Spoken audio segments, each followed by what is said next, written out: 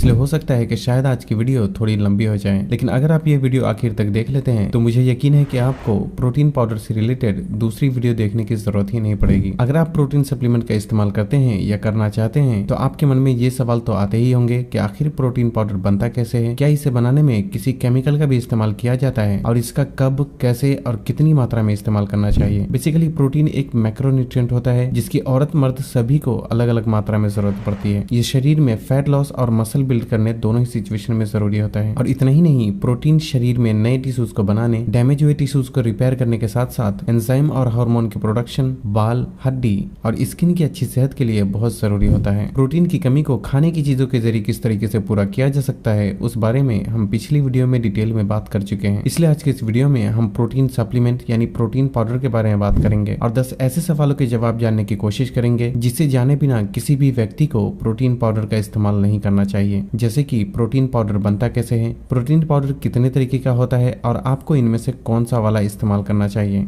क्या protein powder को बनाने में किसी केमिकल का भी इस्तेमाल किया जाता है, क्या प्रोटीन पाउडर के लगातार इस्तेमाल से कोई साइड इफेक्ट भी हो सकता है, प्रोटीन पाउडर किसे इस्तेमाल करना चाहिए और किसे नहीं इस्तेमाल करना चाहिए, एक दिन में ज्यादा से ज्यादा कितना स्कूप प्रोटीन पाउडर लेना चाहिए, प्रोटीन पाउडर लेने का सही समय क्या है यानी सुबह, दोपहर, शाम, एक्सरसाइज से पहले या एक्सरसाइज के बाद, प्रोटीन पाउडर किस चीज के साथ लेना चाहिए यानी दूध या पानी के साथ, किस कंपनी का प्रोटीन पाउडर सबसे अच्छा होता है और इसमें से ओरिजिनल प्रोटीन पाउडर की पहचान किस तरह करनी चाहिए, और क्या ज्यादा प्रोटीन पाउडर के इस्तेमाल से कोई नुकसान भी हो सकता है, खासकर चेहरे पे एक्ने, पिंपल्स और किडनी डैमेज जैसी प्रॉब्लम के बारे में जानने की कोशिश करेंगे। शुरू करते हैं नंबर 1 से कि आखिर प्रोटीन पाउडर बनता कैसे है। दोस्तों वैसे तो कुछ प्रोटीन पाउडर प्लांट सोर्स से भी बनाया जाता है, लेकिन मार्केट में मिलने वाले ज्यादातर प्रोटीन पाउडर दूध से बने होते हैं और इसे बनाने के लिए दूध को फाड़ कर 2 हिस्से में किया जाता है, जिसमें मलाई वाले हिस्से से पनीर या फिर केसिन प्रोटीन बनाया जाता है और जो नीचे पानी जैसी चीज बचती है उससे ही वे प्रोटीन बनाया जाता है। लेकिन यहाँ एक सवाल ये भी उठता है कि जब दूध के बचे हुए पानी से ही वे प्रोटीन बनाया जाता है तो क्यों ना प्रोटीन की कमी को पूरा करने के लिए उस पानी का ही इस्तेमाल किया जाए। लेकिन यहाँ समझने वाली बात यह है कि ये जो दूध से बचा हुआ पानी होता है इसमें प्रोटीन की बहुत ही कम मात्रा होती है और 90% से भी ज्यादा पानी मौजूद होता है। और अगर सीधी भाषा में कहा जाए तो एक स्कूप जो प्रोटीन पाउडर होता है उसकी कमी को पूरा करने के लिए लगभग 2 लीटर से भी ज्यादा वे लिक्विड पीना पड़ेगा, जो कि किसी भी साधारण व्यक्ति के लिए बिल्कुल भी पॉसिबल नहीं है। जब कोई कंपनी इस दूध से बचे हुए पानी से वे प्रोटीन बनाती है तो पहले इस पानी को माइक्रो फिल्ट्रेशन किया जाता है और उसके बाद फाइनल प्रोसेस में एक ऐसी मशीन के अंदर डाला जाता है जिसमें पानी वेपराइज्ड होकर प्रोटीन, फैट और कार्बोहाइड्रेट पाउडर फॉर्म में अलग निकल जाता है। और इस प्रोसेस में 1 केजी प्रोटीन पाउडर बनाने के लिए लगभग 100 केजी से भी ज्यादा वे लिक्विड की जरूरत पड़ती है। नंबर 2, प्रोटीन पाउडर कितने तरह का होता है और इसमें से आपको कौन सा इस्तेमाल करना चाहिए। दोस्तों फैक्ट्री से 3 तरह का वे प्रोटीन पाउडर बनकर निकलता है, जिसमें पहला है वे प्रोटीन कॉन्सेंट्रेट, जो कि सबसे सस्ता होता है क्योंकि इसमें प्रोटीन के साथ साथ फैट और कार्बोहाइड्रेट भी काफी मात्रा में मौजूद होता है। दूसरा है वे प्रोटीन आइसोलेट, जिसमें कॉन्सेंट्रेट के मुकाबले कार्बोहाइड्रेट और फैट कम जबकि प्रोटीन ज्यादा मात्रा में मौजूद होता है और इसलिए इसकी कीमत भी कॉन्सेंट्रेट वे प्रोटीन से थोड़ा ज्यादा होती है। और तीसरा है वे प्रोटीन हाइड्रोलाइज्ड। दोस्तों ये प्रोटीन पाउडर में सबसे ज्यादा शुद्ध और प्योर प्रोटीन होता है क्योंकि इसमें फैट और कार्बोहाइड्रेट पूरी तरह से निकाल दिया जाता है और जो बचता है वो प्योर और हाई क्वालिटी प्रोटीन होता है। अब यहाँ ये सवाल उठता है कि आपको इनमें से किस तरह के प्रोटीन पाउडर का इस्तेमाल करना चाहिए। दोस्तों अगर ओवरऑल क्वालिटी और बजट के हिसाब से देखा जाए तो वे प्रोटीन आइसोलेट सबसे ज्यादा बेहतर होता है, लेकिन अगर आपको सिर्फ वजन बढ़ाना है तो वे प्रोटीन कॉन्सेंट्रेट भी इस्तेमाल किया जा सकता है। जबकि जो लोग फैट लॉस या फिर बॉडी में लो फैट परसेंटेज मेंटेन रखना चाहते हैं तो ऐसे लोगों को वे प्रोटीन आइसोलेट ही इस्तेमाल करना चाहिए क्योंकि आइसोलेट वे प्रोटीन में कार्ब और फैट की मात्रा कम होती है जबकि प्रोटीन ज्यादा मात्रा में मौजूद होता है। और अगर बात की जाए वे प्रोटीन हाइड्रोलाइज्ड की तो ये हाई क्वालिटी प्रोटीन होने की वजह से शरीर में सबसे ज्यादा तेजी से एब्जॉर्ब होता है, इसलिए इसे सिर्फ ऐसे लोगों को ही इस्तेमाल करना चाहिए जो कि एडवांस लेवल पे ट्रेनिंग करते हैं और किसी कंपटीशन में हिस्सा लेते हैं। लेकिन साधारण जिम करने वाले लोगों को हाइड्रोलाइज्ड वे प्रोटीन की बिल्कुल भी जरूरत नहीं पड़ती।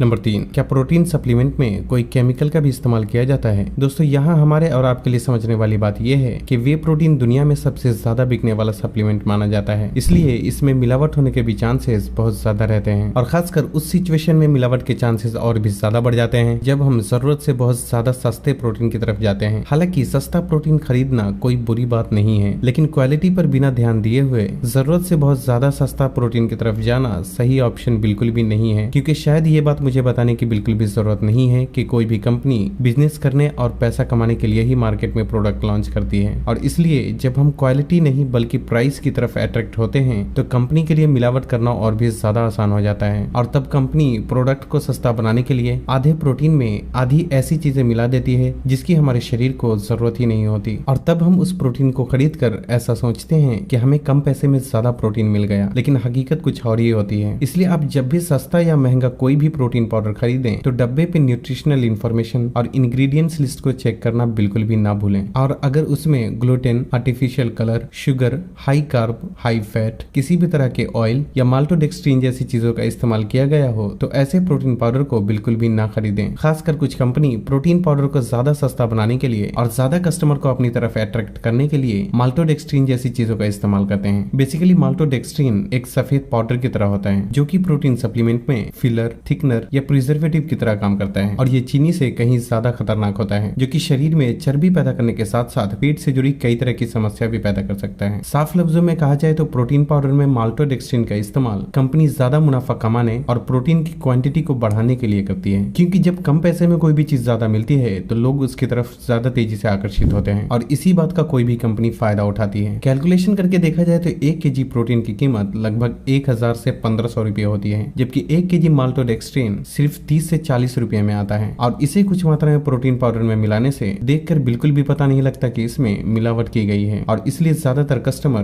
बिना इंग्रेडिएंट्स लिस्ट चेक किए हुए सस्ता प्रोटीन समझकर खुशी खुशी ऐसी चीजें खरीद लेते हैं जो कि उनके शरीर को आगे चलकर नुकसान पहुंचाने वाली होती है। इसलिए किसी भी प्रोटीन पाउडर को खरीदने से पहले उसका इंग्रेडिएंट्स लिस्ट चेक करना बिल्कुल भी ना भूलें। साथ ही साथ ये भी ख्याल रखना जरूरी है कि प्रोटीन पाउडर डुप्लीकेट ना हो, क्योंकि डुप्लीकेट प्रोटीन पाउडर के अंदर कुछ भी हो सकता है। हालांकि आगे इसी वीडियो में हम ये भी जानेंगे कि ओरिजिनल सप्लीमेंट को कैसे पहचाना जा सकता है और कौन सी कंपनी का प्रोटीन सप्लीमेंट अच्छा होता है। नंबर 4, क्या प्रोटीन सप्लीमेंट के रेगुलर इस्तेमाल से कोई साइड इफेक्ट भी हो सकता है? दोस्तों, प्रोटीन का फायदा या नुकसान करना प्रोटीन की क्वालिटी पे डिपेंड करता है। जैसा कि हमने पहले ही जाना कि प्रोटीन पाउडर दूध से बनाया जाता है, इसलिए प्रोटीन पाउडर की क्वालिटी जानवर को खिलाए जाने वाले चारा, जानवर की सेहत और जानवर से निकाले जाने वाले दूध की क्वालिटी पे डिपेंड करता है, और अगर इनमें से किसी भी चीज के साथ मिलावट कर दी जाए तो प्रोटीन की क्वालिटी खुद ब खुद खराब हो जाएगी, और जो कि शरीर को नुकसान भी पहुंचा सकता है। लेकिन अगर प्रोटीन में कोई मिलावट ना हो और इसका एक सेहतमंद व्यक्ति सही मात्रा में इस्तेमाल करता है तो ये शरीर को नुकसान नहीं बल्कि कई सारे फायदा पहुंचाता है। हालांकि शुरुआत में प्रोटीन पाउडर के इस्तेमाल से कुछ लोगों में अपचन और कब्ज जैसी समस्या देखने को मिलती है, इसलिए ऐसे में जरूरी है कि प्रोटीन पाउडर पीने वाले लोगों को अपने हर खाने में कुछ सब्जी और सलाद को भी जरूर शामिल करना चाहिए ताकि सही पाचन के लिए फाइबर की कमी को पूरा किया जा सके।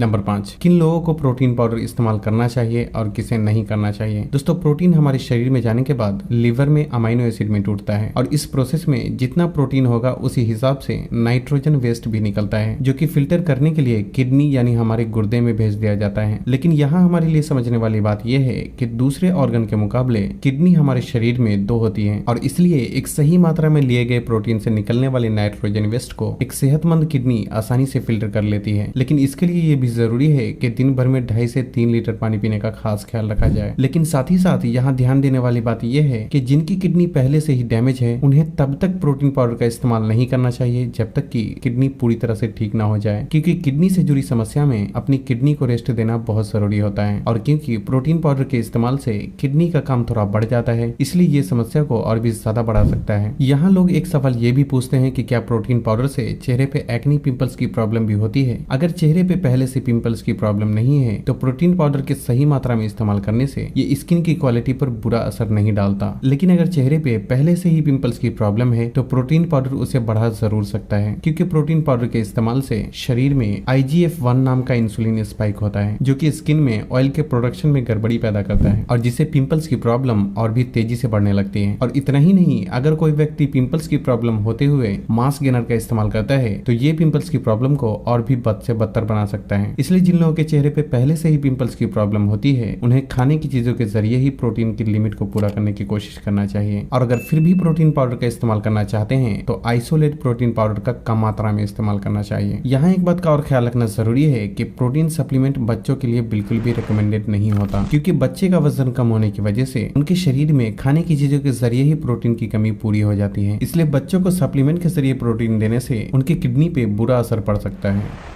नंबर 6, एक दिन में ज्यादा से ज्यादा कितना स्कूप प्रोटीन पाउडर लेना चाहिए। दोस्तों जैसा कि हमने पिछली वीडियो में जाना कि एक सामान्य व्यक्ति को लगभग 1 ग्राम पर केजी बॉडी वेट के हिसाब से प्रोटीन लेना बहुत जरूरी होता है, जिसका मतलब है कि अगर किसी व्यक्ति का वजन 50 केजी है तो उसको 40 से 50 ग्राम प्रोटीन लेना चाहिए। और अगर कोई व्यक्ति जिम या एक्सरसाइज करता है तो प्रोटीन की मात्रा 1.5 से 2 ग्राम पर केजी बॉडी वेट तक बढ़ाई जा सकती है। लेकिन इसका मतलब ये बिल्कुल भी नहीं है कि पूरे दिन की प्रोटीन इंटेक सिर्फ वे प्रोटीन से ही पूरा किया जाए, क्योंकि वे प्रोटीन पाउडर एक सप्लीमेंट होता है और सप्लीमेंट का मतलब ही होता है सिर्फ सपोर्ट करना। इसलिए प्रोटीन पाउडर को प्रोटीन का प्राइमरी सोर्स की तरफ बिल्कुल भी इस्तेमाल नहीं करना चाहिए, जिसका मतलब है कि पहले जहां तक हो सके खाने की चीजों के जरिए प्रोटीन की कमी को पूरा करने की कोशिश करना चाहिए और जितना प्रोटीन बाकी रह जाए उसे प्रोटीन सप्लीमेंट के जरिए पूरा करना चाहिए। और क्योंकि एक एवरेज वेट के सामान्य व्यक्ति को दिन भर में 40 से 50 ग्राम प्रोटीन की जरूरत पड़ती है, इसलिए उनके लिए दिन भर में 1 स्कूप प्रोटीन लेना काफी हो जाता है, क्योंकि 1 स्कूप प्रोटीन पाउडर कंज्यूम करने से लगभग 24 से 28 ग्राम प्रोटीन शरीर को मिल जाते हैं। और कुछ प्रोटीन तो दाल, चावल, दूध, अंडा, मछली और चिकन जैसी खाने की चीजों के जरिए भी पूरे हो जाते हैं। लेकिन अगर कोई व्यक्ति जिम या एक्सरसाइज करता है तो 1 से 2 स्कूप प्रोटीन दिन भर में लिया जा सकता है। लेकिन यहाँ भी वही बातें ख्याल रखना चाहिए कि जहां तक हो सके पहले खाने की चीजों के जरिए प्रोटीन की कमी को पूरा करना चाहिए और जो बाकी रह जाए उसे प्रोटीन सप्लीमेंट के जरिए पूरा करना चाहिए। और हमेशा ही एक बात का ख्याल रखना चाहिए कि पूरी तरह से प्रोटीन सप्लीमेंट पे बिल्कुल भी डिपेंड नहीं होना चाहिए, क्योंकि अगर खान पान ठीक न हो तो सिर्फ अकेले प्रोटीन सप्लीमेंट कुछ भी नहीं कर सकता। नंबर 7, प्रोटीन पाउडर लेने का सही समय क्या है, यानी सुबह, दोपहर, शाम, एक्सरसाइज से पहले या एक्सरसाइज के बाद। दोस्तों वैसे तो प्रोटीन पाउडर का कभी भी इस्तेमाल किया जा सकता है, लेकिन एक्सरसाइज के 1 घंटा पहले या बाद में लेना ज्यादा बेहतर ऑप्शन हो सकता है, क्योंकि प्रोटीन एक्सरसाइज में ब्रेक डाउन हुए मसल्स को रिपेयर करने में बहुत मदद करता है। वैसे कुछ लोग सिर्फ एक्सरसाइज के बाद ही प्रोटीन लेना ज्यादा पसंद करते हैं, लेकिन यहाँ ध्यान देने वाली बात यह है कि प्रोटीन एक्सरसाइज से पहले या एक्सरसाइज के बाद लें, इसका शरीर पे उतना ही असर होता है। इसलिए आपको इन दोनों समय में जब भी कंफर्टेबल महसूस हो ले सकते हैं। और अगर आप दिन भर में 2 स्कूप प्रोटीन इस्तेमाल करते हैं तो 1 स्कूप एक्सरसाइज से पहले या बाद में इस्तेमाल करें और दूसरा स्कूप सुबह या रात को सोने से आधे घंटे पहले इस्तेमाल करें, क्योंकि हमारे शरीर को सुबह और रात में भी प्रोटीन की जरूरत पड़ती है। नंबर 8, प्रोटीन को किस चीज के साथ लेना चाहिए, यानी दूध या पानी के साथ। दोस्तों वे प्रोटीन फास्ट डाइजेस्टेबल होता है, इसलिए अगर आप इसका इस्तेमाल एक्सरसाइज से पहले या बाद में करते हैं तो आपको इसे पानी के साथ ही लेना चाहिए, ताकि ये आसानी से शरीर में एब्जॉर्ब हो जाए, क्योंकि वे प्रोटीन को दूध के साथ मिलाकर पीने से दूध में मौजूद फैट इसे थोड़ा हेवी बना देता है, जिससे ये पचने में थोड़ा ज्यादा समय लेता है। लेकिन अगर आप इसे सुबह या रात को सोने से पहले लेते हैं तो आप इसका इस्तेमाल दूध के साथ भी कर सकते हैं, क्योंकि सुबह या रात में हमारे शरीर को धीरे धीरे ही प्रोटीन की जरूरत पड़ती है। नंबर 9, क्या प्रोटीन पाउडर के ज्यादा इस्तेमाल से कोई नुकसान भी हो सकता है? तो इसका जवाब है बिल्कुल हो सकता है। हालांकि प्रोटीन वाटर सोल्यूबल होता है, इसलिए ये कार्बोहाइड्रेट और फैट की तरह बॉडी में स्टोर नहीं होता, इसलिए प्रोटीन थोड़ा कम या ज्यादा होने से कोई प्रॉब्लम नहीं है। लेकिन जब कोई व्यक्ति जरूरत से बहुत ज्यादा मात्रा में प्रोटीन का सेवन करता है तो इसका उस व्यक्ति की किडनी पर बुरा असर पड़ सकता है, क्योंकि शरीर में जितना प्रोटीन जाता है वो अमाइनो एसिड में टूटने के बाद नाइट्रोजन वेस्ट भी उससे उतना ज्यादा ही रिलीज होता है, और जिसे फिल्टर करने के लिए किडनी का काम बढ़ जाता है और तब किडनी को जरूरत से बहुत ज्यादा मेहनत करनी पड़ती है। और लगातार ऐसा करते रहने से किडनी डैमेज होने के भी चांसेस काफी हद तक बढ़ जाते हैं। और इतना ही नहीं, जरूरत से ज्यादा प्रोटीन पाउडर का इस्तेमाल करने से ये शरीर में IGF-1 इंसुलिन की मात्रा को भी बढ़ाता है, इसलिए चेहरे पे एक्ने पिंपल्स की भी प्रॉब्लम शुरू हो सकती है। नंबर 10, किस कंपनी का प्रोटीन सबसे अच्छा होता है और ओरिजिनल प्रोटीन को किस तरीके से पहचाना जा सकता है? दोस्तों इतनी सारी कंपनी प्रोटीन सप्लीमेंट बनाती है कि उसमें से सबसे अच्छा प्रोटीन चुनना ये मेरे लिए आसान बिल्कुल भी नहीं था, लेकिन फिर भी मैंने कुछ अच्छी कंपनी को चुनकर आप लोगों को बताने की कोशिश की है। लेकिन मेरे बताने के बावजूद आप जिस भी कंपनी का प्रोटीन खरीदें उसके डब्बे पर लिखे इंग्रेडिएंट्स लिस्ट को जरूर पढ़ें, उसका लैब टेस्ट रिपोर्ट भी जरूर चेक कर लें। लैब टेस्ट रिपोर्ट की कुछ वीडियो आपको यूट्यूब पे भी आसानी से मिल जाएगी। अगर मैं अपनी बात करूं तो मैंने अब तक सिर्फ 2 कंपनी के ही प्रोडक्ट यूज किए हैं, जिसमें पहला है ऑप्टिमम न्यूट्रिशन का वे प्रोटीन। अगर आपका बजट अच्छा है तो आप इस वे प्रोटीन का इस्तेमाल कर सकते हैं, क्योंकि इस प्राइस रेंज में ये इंडियन मार्केट में मौजूद one of the best protein supplement है। हालांकि इसी प्राइस रेंज में माई प्रोटीन का इम्पैक्ट वे प्रोटीन और डायमाटाइज ISO 100 भी अच्छे प्रोटीन की श्रेणी में आता है। ये सभी आपको अलग अलग फ्लेवर में भी मिल जाते हैं, जो कि ऐसे लोगों के लिए बेहतर होता है जो टेस्ट में कॉम्प्रोमाइज बिल्कुल भी नहीं करना चाहते चाहते हैं। लेकिन यहाँ एक बात का ख्याल रखना जरूरी है कि किसी भी प्रोटीन में फ्लेवर मिलाने के बाद वो उतना प्योर नहीं रह जाता, इसलिए हो सके तो बिना फ्लेवर वाला ही यूज करें। और दूसरा जो मैंने इस्तेमाल किया है वो है एज इट इज का वे प्रोटीन। अगर आपका बजट कम है तो आपके लिए ये प्रोटीन सप्लीमेंट एक बेहतर ऑप्शन हो सकता है, क्योंकि ये कम प्राइस में मिलने वाला one of the best way protein supplement है। लेकिन क्योंकि ये रॉ प्रोटीन सप्लीमेंट होता है, इसलिए इसे पचाने में किसी व्यक्ति को दिक्कत हो सकती है। और साथ ही साथ इसमें टेस्ट को इनहेंस करने के लिए भी किसी भी तरह के फ्लेवर का इस्तेमाल नहीं किया गया है। अब बात आती है कि इसमें से ओरिजिनल प्रोटीन को कैसे पहचाना जाए। दोस्तों, अगर आप एज इट इज कंपनी का वे प्रोटीन खरीदते हैं तो इसमें डुप्लीकेट होने के ज्यादा चांसेस नहीं रहते, क्योंकि ये प्रोटीन पहले से ही कम प्राइस में आता है, इसलिए कोई भी इसे डुप्लीकेट नहीं करता। लेकिन फिर भी